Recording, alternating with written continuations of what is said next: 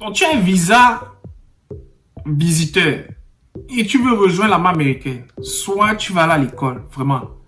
Il faut que les gens vous expliquent les choses.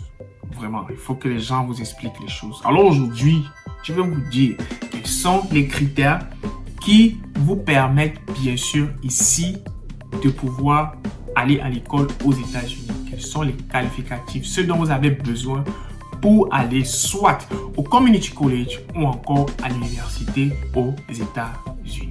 Merci. Restez scotchés sur la vidéo.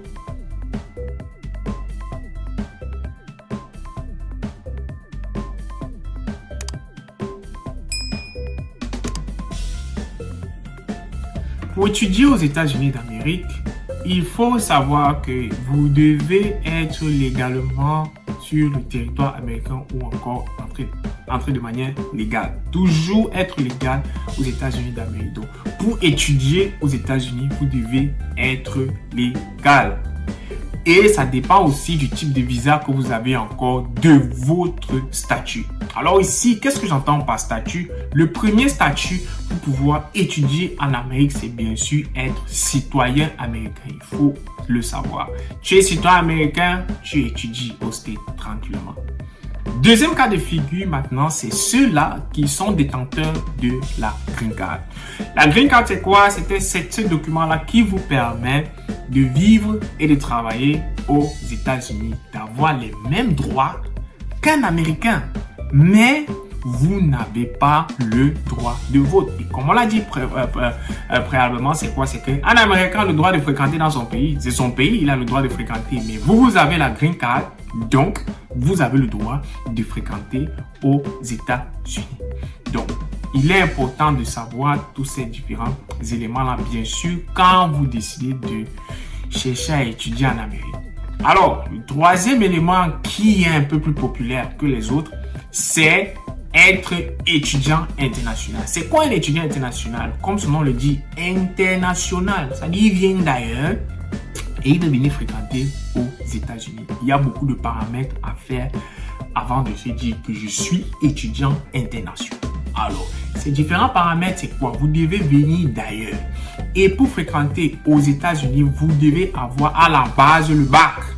À la base. C'est-à-dire, les gens vont m'écrire en me disant que j'ai la licence et j'ai le master. Je parle français. Je dis bien ceci. La base, c'est le bac. Maintenant, tout dépend du type de programme que vous voulez rejoindre. Beaucoup de personnes écrivent en ligne. Je veux appliquer pour telle école. Je veux faire ceci, je veux faire cela. Je veux faire ceci, je veux faire cela. Il y a certaines personnes qui sont plus qualifiées dans ce domaine de visa étudiant et tout ce qui va avec. Il y a beaucoup de gens qui sont qualifiés pour faire ça. Il y a beaucoup de gens sont qualifiés pour faire ça. Pour le moment, moi, je n'ai pas encore. Cette vidéo, je l'ai fait en 2024. Nous sommes le 27 juillet 2024. Et moi, je vous le dis, la connaissance en tout ce qui concerne les visas étudiants, je l'avais fait une fois dans une de mes vidéos. Je ne suis pas qualifié pour vous dire ou bien encore pour vous orienter sur le visa étudiant. Moi, la plupart du temps, je me base sur ce qu'on appelle le common sense. Je parle des choses simplement par rapport à ce que je dis sur tel site internet ou encore des informations que j'obtiens du Financial Aid quand bien sûr ils font des séminaires où ils nous expliquent un certain nombre de choses. Il faut comprendre quoi? Qu'est-ce qu'il vous faut comprendre en tant qu'étudiant international? C'est que quand vous partez à l'ambassade pour dire que vous venez étudier aux États-Unis, vous avez dit que vous allez rentrer. Vous avez dit que vous allez rentrer. Je ne vois pas, du moins, à ce que je sache, je ne vois vraiment pas l'ambassade de l'Amérique vous donner un visa alors que vous avez dit qu'on n'allait pas rentrer dans votre pays. Non. Moi, je ne vois pas. Pour ma part, je ne vois pas. Donc, rassurez-vous de vous préparer convenablement pour votre interview. Rassurez-vous d'avoir tous les documents nécessaires. Les documents légaux, non falsifiés. Parce que si vous falsifiez, bien si vous faites du faux, si vous bloquez, si vous faites le faux pour venir en Amérique, ça va vous rattraper. Et quand ça va vous rattraper, l'addition sera salée. Donc, il est important pour vous de faire les choses de la manière la plus convenable possible pour que vous puissiez venir étudier aux États-Unis. Maintenant, parlons de la pension. Parce que quand on dit aller à l'école aux États-Unis, que ce soit université ou community college, il y a la pension qu'il faut prendre en compte. Quand vous êtes citoyen américain, il y a deux types de pensions que vous pouvez payer. Il y a ce qu'on appelle la pension de out of state et la pension de in-state. La pension de out of state, c'est quoi? Ça veut dire que vous habitez dans un autre État. Je prends un exemple. Vous habitez en Californie, vous partez peut-être dans Iowa pour fréquenter. Vous allez payer la pension de out of state qui est généralement proche de la pension de ceux qui sont étudiants internationaux payés.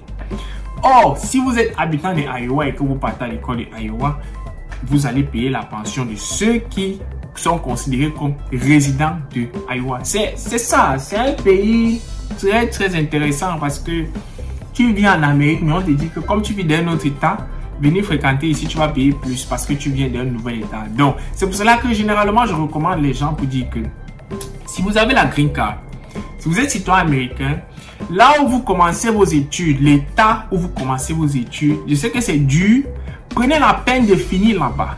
Parce que si jamais vous partez dans un autre État, vous serez considéré comme out of state student.